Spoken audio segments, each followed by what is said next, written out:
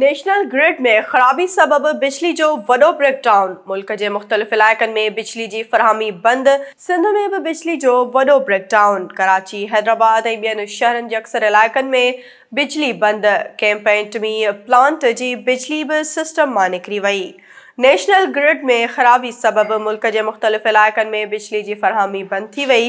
कराची, हैदराबाद ऐं ॿियनि शहरनि जे अक्सर इलाइक़नि में बिजली मुअत्तल थी वई। ज़रियनि मूजिबि नेशनल ग्रिड में खराबी सबब 6000 मेगावाट बिजली सिस्टम मां निकिरी वई आहे। उन जी बहाली लाइ ऑपरेशन जारी आहे।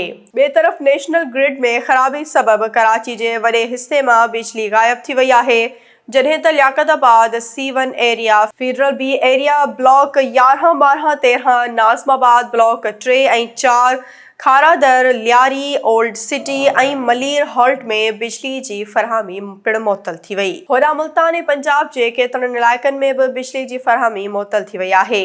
ब्रेकडाउन सबब हैदराबाद जे 13 ज़िलनि हैदराबाद, टंडो अल्हयार, जामशोरो, ठट्टो, सांघर, मीरपुर ख़ास, बदीन, टंडो आदम, कोटडीजी ऐं ॿियनि शहरनि में भी बिजली बंद थी वई।